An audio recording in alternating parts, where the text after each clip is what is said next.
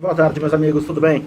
Hoje eu queria falar sobre o complexo de Cassandra na advocacia. Para quem não lembra das aulas de filosofia, de mitologia grega, etc., Cassandra, o semideus Apolo era apaixonado por Cassandra e dá a ela o dom da predição, então ela podia prever o futuro. Como ela não corresponde a esse amor, ele também dá a ela a maldição de que ela poderia prever o futuro, mas ninguém acreditaria nessas previsões. Então ela prevê, se não falha a memória, a invasão de Troia, tá? Mas ninguém acredita nela. Ah, Cassandra, mais uma vez está falando bobagem. Tudo bem que ela acertou sempre antes, mas ninguém acreditou nela, tal, e acontece o que a gente vê no filme do Brad Pitt depois. Então, assim, a figura de Cassandra representa mais ou menos isso. Pessoas que são tidas por mentirosas, fazendo previsões certas, etc. É mais ou menos aquela pessoa que diz: eu te disse, eu não te disse, eu te disse, eu não te disse. É mais ou menos isso. Eu falo isso por quê? Porque isso acontece com uma certa frequência na advocacia. É muito frequente a gente dar uma orientação para um cliente, pegar e falar: olha, a forma como você está conduzindo sua vida negocial, mesmo ganhando o processo, vai te levar a um problema XYZ. Por que você fala isso, doutor? Eu falo isso porque eu tive essa experiência. Então, assim, vou falar alguns casos que eu tive no meu escritório, tá? Tive um caso que meu cliente era devedor, né, de uma fiança locatícia. Eu cheguei a negociar para ele, expliquei para ele, falei: olha, você vai perder a sua casa, que é bem de família.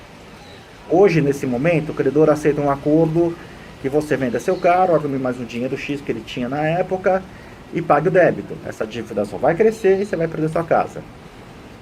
Ele vira para mim e fala: não, mas porque o doutor fulano, cito o nome de alguém, me falou que a minha casa é bem de família e eu não perco. Enorme bobagem. Apesar que existe uma parte da doutrina que entende que é inconstitucional essa disposição da Lei 8.009 que prevê o perdimento do imóvel residencial em fiança locatícia. O fato é que isso já está consolidado na jurisprudência, tá? A chance de você ter um resultado favorável em relação a isso é próxima a zero.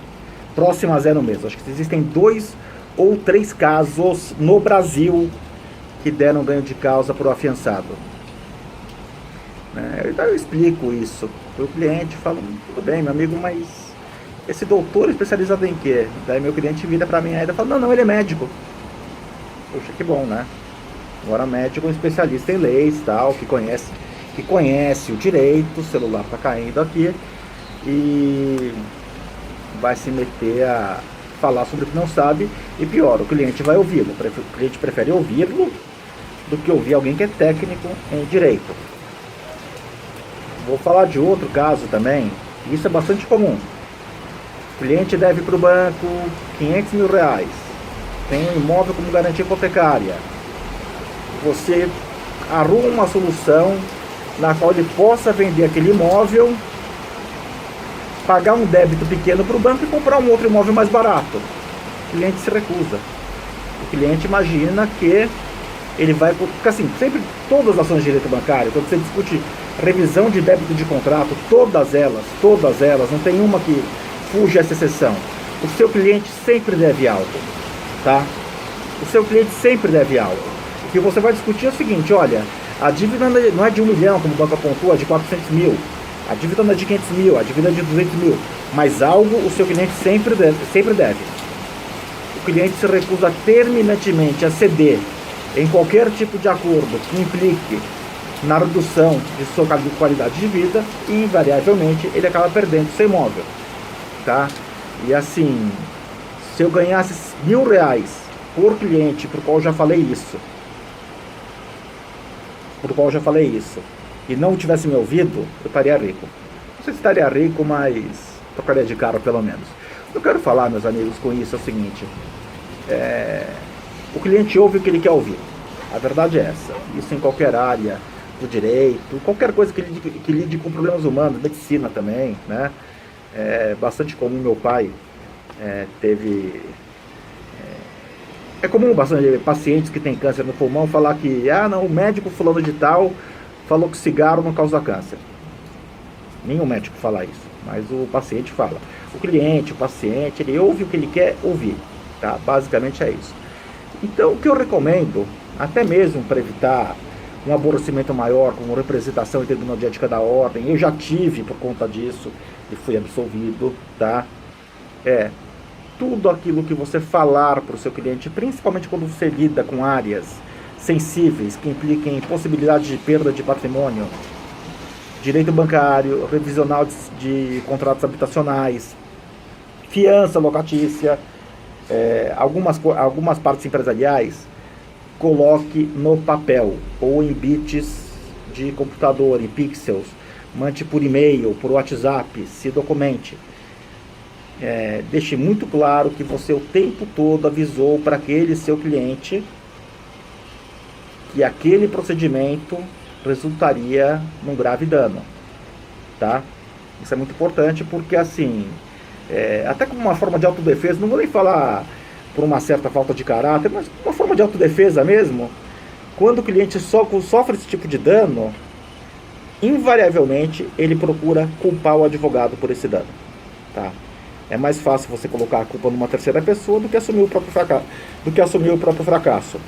Então, o sujeito que perde a casa porque não ouviu o conselho do advogado, é mais fácil ele virar para a família, falar que o advogado foi ladrão, incompetente, se vendeu para a parte contrária, qualquer coisa assim, do que reconhecer para a própria família que ele foi um relapso, que ele foi incompetente, que ele não soube gerir o patrimônio da família.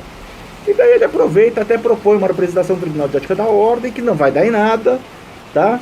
Mas ele ainda vai ter o argumento de virar para a família, tá vendo só, que a OAB é uma máfia, existe para se proteger, sabe? Mas assim, se documente. Esse é o conselho que eu dou, tá? Eu costumo falar isso, já acompanhei algumas representações do Tribunal de Ética da Ordem, tanto como advogado do representante, quanto como advogado do representado, e é impressionante. O Tribunal de Ética da Ordem costuma ser muito leniente com profissionais relapsos que agem de má fé, etc.